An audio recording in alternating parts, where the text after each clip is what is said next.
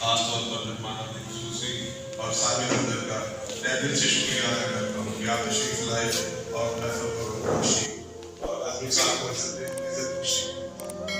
اور میں آپ سے بات کروں گا، صرف تھوڑا سا ٹائم ہے، ذرا گفتگو سے ریز کریں کیونکہ ہم آئے ہیں عظمی صاحب کے فن کو خراج عقیدت پیش کرنے کے لیے. اگر ہم گفتگو کرتے رہیں گے تو نہ ان کے فن کو خراج عقیدت پیش کر سکیں گے اور نہ ہی. تو میری آپ سے جدید طور پہ ریکویسٹ ہے کہ آپ ذرا پروگرام کو صرف آدھا پونا گھنٹہ رہ کے پروگرام چلے گا انشاءاللہ. ہم اظہار خیال 4-5 ہیں تو انشاءاللہ پھر اس کے بعد فائنل ہو جائے گا. تو عظمی صاحب کے فن کے اوپر میں صرف ایک کچھ بات کروں گا کہ سب لوگ ہم شاعر جو ہیں اپنے محبوب کی بات کرتے ہیں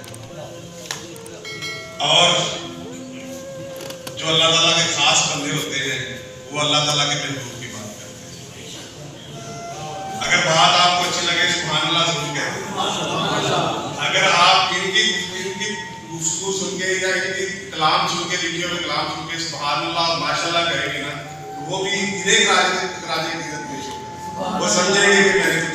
اگر آپ خاموشی سے سنیں گے سبحان اللہ ماشاء اللہ نہیں کہیں گے تو تھوڑا سا وہ ادب کے ذرا مطابق نہیں ہوتا. اگر آپ کو کلام اچھا لگے ماشاء اللہ پڑھنے والوں کو بڑا اچھا کلام پڑھا ہے تو آپ سبحان اللہ ماشاء اللہ سمجھ لیں. تو یہ اللہ تعالیٰ کے برگزیدہ بندے ہیں، خاص بندے ہیں جنہیں ان کے محبوب کے لیے ان کی محبوب کی تعریف کرنے کے لیے میں کہ وہ ہنر دیا گیا ہے، فن دیا گیا ہے، محبت دی گئی ہے.